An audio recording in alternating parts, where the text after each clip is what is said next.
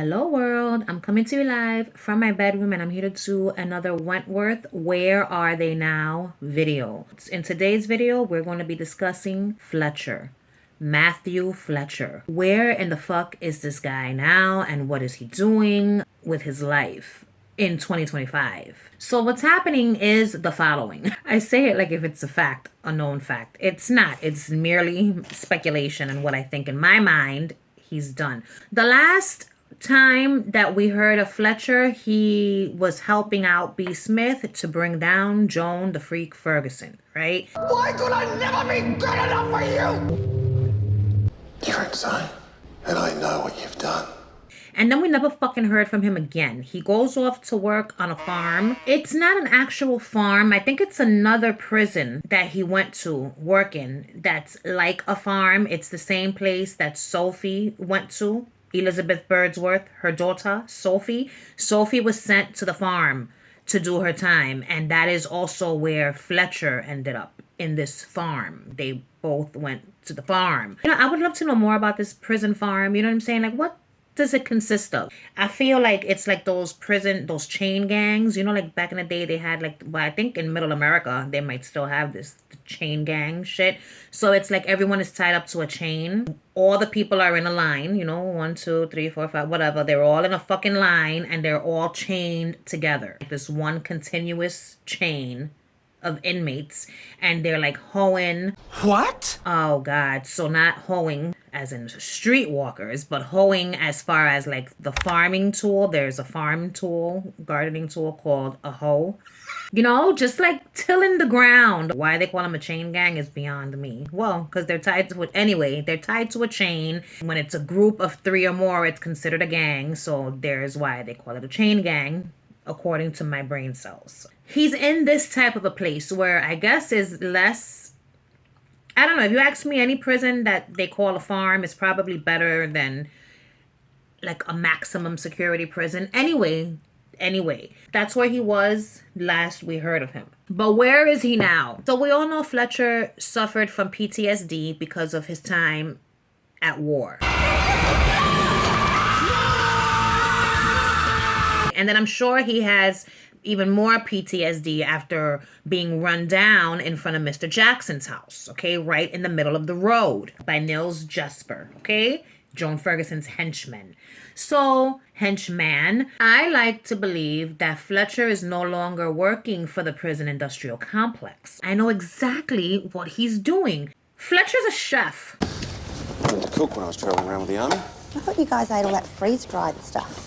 Not my unit. He ended up taking night classes during his time working in this prison farm, okay? He took night courses in culinary school. Instead of just being, you know, Fletcher, he's Chef Fletcher now. Because, you know, when you're a chef, you gotta call them chef, whatever the fuck their name is. Mini story time. I used to work in this Greek restaurant called Molivos. And there was a chef that worked there. His name was Chef Jim. There were 2 chefs, Chef Jim and Chef John. Chef John was really nice. Chef Jim was a fucking flirt. And because I did not accept his flirtatious advances, you know, when a man of power flirts with you and you don't flirt back, or you're not smitten by the fact that they flirted with you, or if you don't jump on their dick, you know what I'm saying, and fuck the shit out of them, you automatically you become a bitch, you know what I'm saying? So that's what happened in this situation. He flirted, I didn't take the bait, and then somebody called for him, and when I transferred the call down to the kitchen, instead of saying, Chef Jim, you have a call online, whatever the fuck, I said, Jim, you have a call online, whatever the fuck. He lost his fucking mind, ended up calling a meeting on my day off, okay? My day off, I have to go into this place because there's a fucking meeting that the chef wants to have with all the hostesses. Oh boy, and so what happens? It was that, to say how he has worked so hard to get the title of chef and that, you know, you have to address him as chef. I felt like he was trying to embarrass me, you know what I'm saying? And the joke was on you, Papa, because I was not embarrassed. First of all, I said, once he said what he said, I said, is this about me transferring the call and not calling you Chef Jim a couple of days ago? Because if that's the case, I apologize. I realized immediately after I did it, I didn't say chef, and it was just an accident. I'm new to this restaurant shit. And so, yeah, moving forward, I'll make sure not to forget to call you chef. And that was it. You know what I'm saying? And I left, and I was like, this motherfucker really thought that he was trying to, like, you know, son somebody. Joke is on you, because I wasn't embarrassed, not one bit. Back to Fletcher. So Fletcher is a chef and he's working in a 5-star restaurant in the heart of Australia. He's working in Sydney, Australia. Okay, he went to the city and is working there and doing really, really well, right? So what happens? During his time in this restaurant, he meets a woman. So one day, this food critic comes in, and she comes in and they know who she is, and you know, whatever, he sends her out some special desserts. She looks into his eyes, he looks into her eyes, and they fall in love right there in the middle of the restaurant. So now they start dating, and he's making her these, you know, one-of-a-kind dishes, dinners, desserts, all of it.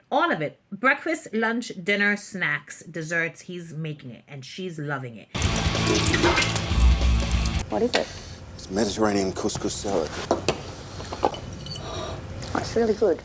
And they're in love, and she loves his cooking and he loves her. And so then one day they get married, they have kids. Yo, it's just a happy ending for Matthew Fletcher, because Matthew Fletcher, although capable of assaholic behavior, was a very nice guy. Well, let me guess.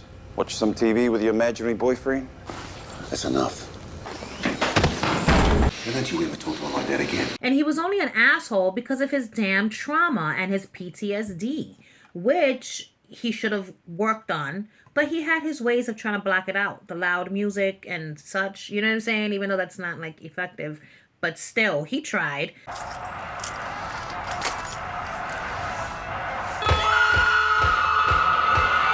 Poor Fletcher. You know, when a person goes to war and they see shit like the shit that he saw, that's tough to deal with. You know, seeing people be blown to bits right in front of your eyes. I don't think I could take it. So kudos to Fletcher for being able to at least go on in his day-to-day life while going through this torment in his mind. Because when something is tormenting you in your mind, to show up every day to life can be hard. I know firsthand, okay? Because I feel like this whole year of 2025, I've been a lump on my bed in just such a depressive state because of everything that happened in the past year. And I'm in therapy and I'm trying to fucking be a normal human being again without living in torment. Oh boy. Tormentors. Are we having a bad day, honey? Matthew Fletcher is doing the damn thing, okay?